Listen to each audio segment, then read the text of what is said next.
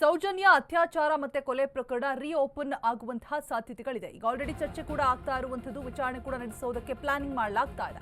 ಆರೋಪ ಹೊತ್ತವರಿಗೆ ಬುಲಾವ್ ಕೊಟ್ಟ ಅಧಿಕಾರಿಗಳು ಸೌಜನ್ಯ ಪ್ರಕರಣದ ತನಿಖೆ ಆರಂಭಿಸಿದ್ದಾರೆ. ಎಸ್ಐಟಿ ಟೀಮ್ ಎಸ್ಐಟಿ ಕಚೇರಿಗೆ ಆಗಮಿಸಿದ್ದಾರೆ. ಉದಯ್ ಕುಮಾರ್ ಜೈನ್ ಎಸ್ಐಟಿಯ ಮುಖ್ಯಸ್ಥ ಹಾಜರಾಗಿ ಈ ಹಿಂದಿನ ತನಿಖೆಗಳು ಹಾಗೆ ಮುಂದೆ ಏನೆಲ್ಲ ಮಾಡಬೇಕು ಎಲ್ಲವನ್ನೂ ಕೂಡ ಮಾಹಿತಿಯನ್ನ ಪಡೆದುಕೊಂಡಿದ್ದಾರೆ, ಕಲೆ ಹಾಕ್ತಾ ಇದ್ದಾರೆ. ಸೌಜನ್ಯ ಕೇಸ್ ಆರೋಪ ಹೊತ್ತವರಿಗೆ ಎಸ್ಐಟಿ ಬುಲಾವ್ ಕೊಟ್ಟಿರುವಂತದ್ದು. ಆರೋಪ ಹೊತ್ತ ಉದಯ್ ಕುಮಾರ್ ಜೈನ್, ಧೀರಜ್ ಕೆಲ್ಲಾ, ಮಲ್ಲಿಕ್ ಜೈನ್ಗೆ ಎಸ್ಐಟಿ ಅಧಿಕಾರಿಗಳು ಬುಲಾವ್ ನೀಡಿರುವಂತದ್ದು. ಎಸ್ಐಟಿ ಕಚೇರಿಗೆ ಆಗಮಿಸಿದ್ದಾರೆ ಉದಯ್ ಕುಮಾರ್ ಜೈನ್, ಎಸ್ಐಟಿಯ ಮುಖ್ಯಸ್ಥ. ದಕ್ಷಿಣ ಕನ್ನಡ ಜಿಲ್ಲೆ ಬೆಳ್ತಂಗಡಿ ಕಚೇರಿಯಲ್ಲಿ ವಿಚಾರಣೆಯನ್ನ ಮಾಡ್ತಾ ಇದ್ದಾರೆ, ಮಾಹಿತಿಯನ್ನ ಪಡೆದುಕೊಳ್ತಾ ಇರುವಂತದ್ದು. ಈ ಹಿಂದೆ ಮೂವರ ವಿರುದ್ಧ ಸೌಜನ್ಯ ಕುಟುಂಬ ಆರೋಪವನ್ನ ಮಾಡಿತ್ತು. ಈಗ ಎಸ್ಐಟಿ ಕಚೇರಿಗೆ ಉದಯ್ ಕುಮಾರ್ ಜೈನ್ ಎಂಟ್ರಿ ಕೊಟ್ಟಿದ್ದಾರೆ. ಸೌಜನ್ಯ ಪ್ರಕರಣ ಸಂಬಂಧ ವಿಚಾರಣೆ ನಡೆಸಲಾಗ್ತಾ ಇದೆ. ಸೊ ಏನು ಮೂವರ ಮೇಲೆ ಸೌಜನ್ಯ ತಾಯಿ ಆರೋಪವನ್ನ ಮಾಡಿದ್ರು, ಸೊ ಆ ಮೂರು ಜನ ಆರೋಪಿಗೆ ಬುಲಾವ್ ಕೊಟ್ಟಿರುವಂಥದ್ದು ಎಸ್ಐಟಿ ಟೀಮ್. ಇದೀಗ ಎಸ್ಐಟಿಯ ಮುಖ್ಯಸ್ಥ ಕೂಡ ಆಗಮಿಸಿದ್ದಾರೆ. ಅದರ ಜೊತೆಗೆ ಸೌಜನ್ಯ ಪ್ರಕರಣ ಸಂಬಂಧ ಇದೀಗ ಎಸ್ಐಟಿ ಕಚೇರಿಗೆ ಉದಯ್ ಕುಮಾರ್ ಜೈನ್ ಕೂಡ ಎಂಟ್ರಿ ಕೊಟ್ಟಿರುವಂತದ್ದು, ವಿಚಾರಣೆಗೆ ಹಾಜರಾಗಿದ್ದಾರೆ.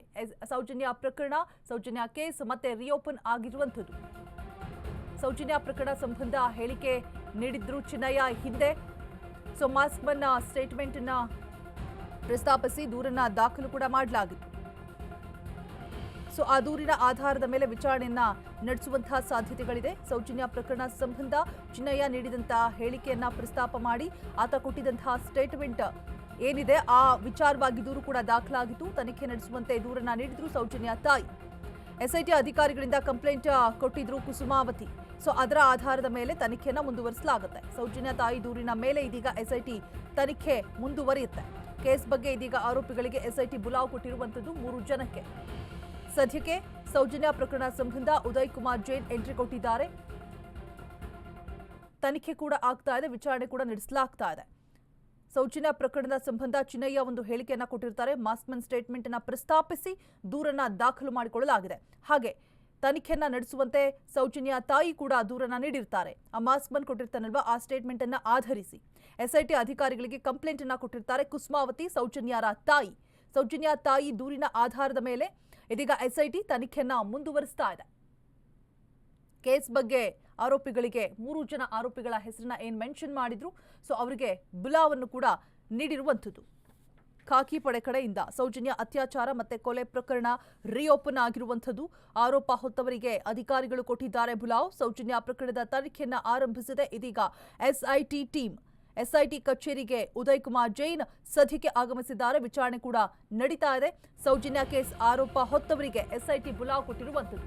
ಬುಡೆ ಕೇಸ್ ಮುಚ್ಚಿ ಹಾಕೋದಕ್ಕೆ ದೊಡ್ಡ ಹುನ್ನಾರ ನಡೀತಾ ಇದೆಯಾ? ಬುಡೆ ಪ್ರಕರಣವನ್ನ ಮುಚ್ಚಿ ಹಾಕೋದಕ್ಕೆ, ಸೌಜನ್ಯ ಕೇಸ್ ಮುಚ್ಚಿ ಹಾಕೋದಕ್ಕೆ ಷಡ್ಯಂತ್ರ ನಡೀತಾ ಇದೆಯಾ? ಎಸ್ಐಟಿ ಕಚೇರಿ ಮುಂದೆ ನಡೀತಾ ಇರುವಂತಹ ಹೈಡ್ರಾಮಾ. ಸೌಜನ್ಯ ತಾಯಿ ದೂರನ್ನ ನೀಡಿದ್ದರಿಂದ ಕರೆದಿರಬಹುದು. ಚಿನ್ನಯ್ಯ ಹೇಳಿಕೆಯನ್ನ ಆಧರಿಸಿಯೂ ಕೂಡ ಎಸ್ಐಟಿ ಕರೆದಿರಬಹುದು ಅಂತ ಹೇಳಲಾಗ್ತಾ ಇದೆ. ಯಾವುದೇ ತನಿಖೆಗೂ ಸಹ ನಾವು ರೆಡಿಯಾಗಿದ್ದೀವಿ. ಬುರುಡೆ ಕೇಸ್ ಮುಚ್ಚಿ ಹಾಕೋದಕ್ಕೆ ದೊಡ್ಡ ಹುನ್ನಾರ ನಡೀತಾ ಇದೆಯಾ ಅನ್ನುವಂತಹ ಬಹುದೊಡ್ಡ ಪ್ರಶ್ನೆ ಕಾಡ್ತಾ ಇದೆ. ಬುರುಡೆ ಪ್ರಕರಣವನ್ನ ಮುಚ್ಚಿ ಹಾಕೋದಿಕ್ಕೆ ಸೌಜನ್ಯ ಕೇಸ್ ಮುನ್ನೆಲೆಗೆ ಬಂತ ಅನ್ನುವಂತಹ ಸಾಕಷ್ಟು ಚರ್ಚೆಗಳು ಕೂಡ ಇದೀಗ ಕಾಣ್ತಾ ಇರುವಂಥದ್ದು. ಸೊ ಸೌಜನ್ಯ ತಾಯಿ ನೀಡಿರುವಂತಹ ಒಂದು ಆರೋಪಿಗಳ ಹೆಸರು ಹಾಗೆ ಚಿನ್ನಯ್ಯ ಹೇಳಿರುವಂತಹ ಹೇಳಿಕೆ ಇದೆಲ್ಲವನ್ನ ಆಧರಿಸಿ ಇದೀಗ ಸೌಜನ್ಯ ಪ್ರಕರಣವನ್ನ ಮುಂತರಲಾಗಿದೆ. ಬಟ್ ಇದ್ರ ಹಿಂದೆ ಬುರುಡೆ ಪ್ರಕರಣವನ್ನ ಮುಚ್ಚ ಹಾಕುವಂತಹ ಹುನ್ನಾರ ಏನಾದರೂ ನಡೀತಾ ಇದೆಯಾ ಅನ್ನುವಂತಹ ಒಂದಷ್ಟು ಅನುಮಾನಗಳು, ಪ್ರಶ್ನೆಗಳು ಹುಡ್ತಾ ಇದೆ.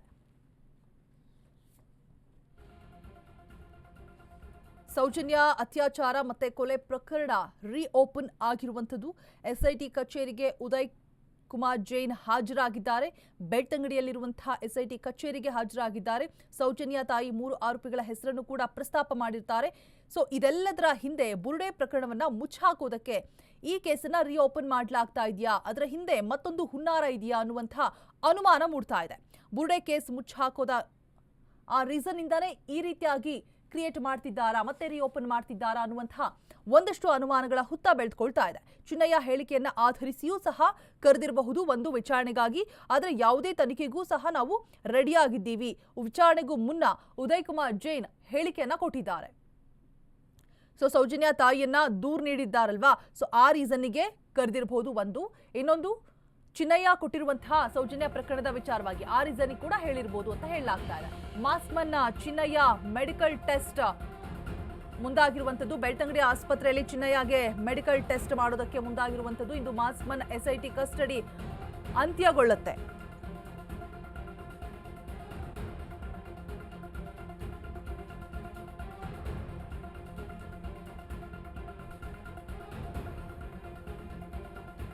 ಚಿನ್ನಯ್ಯ ಮತ್ತೆ ವಶಕ್ಕೆ ಪಡೆದುಕೊಂಡಿದೆ ಎಸ್ಐಟಿ ಟೀಮ್. ಮಾಸ್ಮನ್ ಚಿನ್ನಯ್ಯಗೆ ಮೆಡಿಕಲ್ ಟೆಸ್ಟ್ಗೆ ಇದೀಗ ಅನುಮತಿ ಸಿಕ್ಕಿರುವಂಥದ್ದು. ಸೊ ಮಂಪೂರ್ ಪರೀಕ್ಷೆ ಮಾಡಬೇಕು ಅಂತ ಈ ಹಿಂದೆನೆ ಹೇಳಲಾಗಿತ್ತು, ಬಟ್ ಅರ್ಜಿ ಸಲ್ಲಿಕೆ ಆಗಿತ್ತು, ಬಟ್ ಆ ವಿಚಾರಣೆ ಇನ್ನು ಮುಂದೆ ಹಾಕಲಾಗಿತ್ತು. ಮಂಪೂರ್ ಪರೀಕ್ಷೆ ವಿಚಾರ ಎಲ್ಲೂ ಕೂಡ ಎದ್ದಿರಲಿಲ್ಲ. ಬಟ್ ಇದೀಗ ಮೆಡಿಕಲ್ ಟೆಸ್ಟ್ ಮಾಡಿಸೋದಕ್ಕೆ, ಅಂದ್ರೆ ವಿಚಾರಣೆಗೂ ಮುಂಚೆ ಒಂದು ಮೆಡಿಕಲ್ ಟೆಸ್ಟ್ ನಡೆಸಬೇಕು. ಸೊ ಹಾಗಾಗಿ ಮೆಡಿಕಲ್ ಟೆಸ್ಟ್ ಮಾಡಿಸೋದಕ್ಕೂ ಕೂಡ ಇದೀಗ ಮುಂದಾಗಿರುವಂಥದ್ದು ಎಸ್ಐಟಿ ಟೀಮ್. ಬೆಳ್ತಂಗಡಿ ಆಸ್ಪತ್ರೆಯಲ್ಲಿ ಚಿನ್ನಯ್ಯಗೆ ಮೆಡಿಕಲ್ ಟೆಸ್ಟ್ ನಡೆಸಲಾಗುತ್ತೆ. ಇಂದು ಮಾಸ್ಮನ್ ಎಸ್ಐಟಿ ಕಸ್ಟಡಿ ಇವತ್ತೇ ಅಂತ್ಯಗೊಳ್ಳುತ್ತೆ. ಬಟ್ ಕೋರ್ಟ್ಗೆ ಹಾಜರುಪಡಿಸಿದ ನಂತರ ಮತ್ತೆ ಅವರನ್ನ ವಿಚಾರಣೆಗೆ ತೆಗೆದುಕೊಳ್ಳೋದಿಕ್ಕೆ, ಅಂದ್ರೆ ತನಿಖೆ ಇನ್ನೂ ಕಂಪ್ಲೀಟ್ ಆಗಿ ಮುಗಿದಿಲ್ಲ ಅನ್ನುವಂತಹ ಒಂದು ರೀಸನ್ಗೆ ಕೋರ್ಟ್ಗೆ ಹಾಜರುಪಡಿಸಿ ಇವತ್ತೇನು ಕಸ್ಟಡಿ ಅಂತ್ಯ ಆಗತ್ತೆ, ಮತ್ತೆ ಚಿನ್ನಯ್ಯನ ಕಸ್ಟಡಿಗೆ ತೆಗೆದುಕೊಳ್ಳುವಂತಹ ಸಾಧ್ಯತೆಗಳಿದೆ ಅಂತ ಹೇಳಲಾಗ್ತಾ ಇದೆ. ಬಿಕಾಸ್ ಕಂಪ್ಲೀಟ್ ಆದಂತಹ ಮಾಹಿತಿ ಇನ್ನೂ ಕೂಡ ಪಡೆದುಕೊಳ್ಳೋಕೆ ಸಾಧ್ಯ ಆಗಿಲ್ಲ, ಇನ್ನೂ ಕೂಡ ವಿಚಾರಣೆ ಬಾಕಿ ಇದೆ. ಆ ರೀಸನ್ ಇಂದಾಗಿ ಮಾಸ್ಮನ್ ಚಿನ್ನಯ್ಯ ಮೆಡಿಕಲ್ ಟೆಸ್ಟ್ ನಡೆದ ನಂತರ ಬೆಳ್ತಂಗಡಿ ಆಸ್ಪತ್ರೆಯಲ್ಲಿ ಚಿನ್ನಯ್ಯಗೆ ಮೆಡಿಕಲ್ ಟೆಸ್ಟ್ ಮಾಡಿಸೋದಕ್ಕೆ ಮುಂದಾಗಿರುವಂಥದ್ದು. ಸೊ ಇವತ್ತು ಎಸ್ಐಟಿ ಕಸ್ಟಡಿ ಅಂತ್ಯ ಆಗುತ್ತೆ ಚಿನ್ನಯ್ಯ. ಅದು ಅದಾದ ನಂತರ ಕೋರ್ಟ್ಗೆ ಸಬ್ಮಿಟ್ ಮಾಡ್ತಕ್ಕಂಥದ್ದು. ನಂತರ ಮತ್ತೆ ಕಸ್ಟಡಿಗೆ ಪಡೆದುಕೊಳ್ಳುವಂತಹ ಸಾಧ್ಯತೆಗಳು ಇದೆ.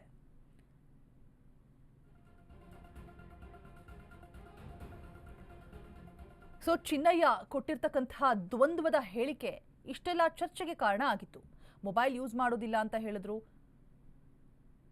ಮನೆಯನ್ನ ಸರ್ಚ್ ಮಾಡಿದಾಗ, ತಿಮ್ಮಾರುಡಿ ಅವರ ಮನೆಯನ್ನ ಸರ್ಚ್ ಮಾಡಿದಾಗ 2 ಮೊಬೈಲ್ಗಳು ಸಿಕ್ತು. ಆ 2 ಮೊಬೈಲ್ಗಳು ಕೂಡ ಚಿನ್ನಯ್ಯದೆ ಅಂತ ಹೇಳಲಾಯಿತು. ಅದಾದ ನಂತರ ಮತ್ತೆ ಅವರ ಸಹೋದರರ ಮನೆಯನ್ನ ತಲಾಶ್ ಮಾಡಿದ್ರು. ಅಲ್ಲೂ ಕೂಡ ಒಂದಷ್ಟು CCTV ಫುಟೇಜಸ್ ಆಗಿರ್ಬೋದು, ಹಾರ್ಡ್ ಡಿಸ್ಕ್ ಆಗಿರ್ಬೋದು, ಹಾಗೆ ಸಿಮ್ ಕಾರ್ಡ್ ರಿಟ್ರೀವ್ ಮಾಡಿದಾಗ ಒಂದಷ್ಟು ಕಾಂಟ್ಯಾಕ್ಟ್ ಡೀಟೇಲ್ಸ್ ಸಿಕ್ತು. ಆತನ ಸುತ್ತ ಯಾರಿದ್ದಾರೆ ಅನ್ನುವಂತಹ ಮಾಹಿತಿನ ಕಲೆ ಹಾಕಿದ್ರು. ಎಲ್ಲ ಆದ ನಂತರವೂ ಕೂಡ ಇನ್ನೂ ಒಂದಷ್ಟು ಗೊಂದಲಗಳಿದೆ. ಆದರೂ ಚಿನ್ನಯ್ಯ ಮೇನ್ ಇದಕ್ಕೆ ಸೂತ್ರಧಾರಿಗಳು ಯಾರಿದ್ದಾರೆ, ಪಾತ್ರಧಾರಿಗಳು ಯಾರಿದ್ದಾರೆ, ಯಾವುದನ್ನು ಕೂಡ ಬಾಯ್ಬಿಟ್ಟಿಲ್ಲ. ಸೊ ಆದ ಕಾರಣ ಇವತ್ತು ಏನು ಸಮಯಾವಕಾಶವನ್ನ ಕೊಟ್ಟಿದ್ರು ವಿಚಾರಣೆಗೆ ಅಂತ ಹೇಳ್ಬಿಟ್ಟು ಆ SIT ಅವಧಿ ಕಸ್ಟಡಿ ತೆಗೆದುಕೊಳ್ಳುವಂತಹ ಅವಧಿ ಇವತ್ತು ಮುಕ್ತಾಯ ಆಗುತ್ತೆ. ಸೊ ಕೋರ್ಟ್ಗೆ ಪ್ರೊಡ್ಯೂಸ್ ಮಾಡಬೇಕಾಗುತ್ತೆ ಚಿನ್ನಯ್ಯನ. ಅದಾದ ನಂತರ ಮತ್ತೆ ಖಾಕಿ ಪಡೆ ಅವರನ್ನ ಮತ್ತೆ ಕಸ್ಟಡಿಗೆ ತೆಗೆದುಕೊಳ್ಳುವಂತಹ ಎಲ್ಲ ಸಾಧ್ಯತೆಗಳು ಕೂಡ ಇದೆ ಅಂತ ಹೇಳಲಾಗ್ತಾ ಇದೆ. ಹಾಗೆ ಇನ್ನೊಂದು ವಿಚಾರ, ಮುಖ್ಯವಾದ ವಿಚಾರ ಅಂತ ಹೇಳಿದ್ರೆ ಸೌಜನ್ಯ ಕೇಸ್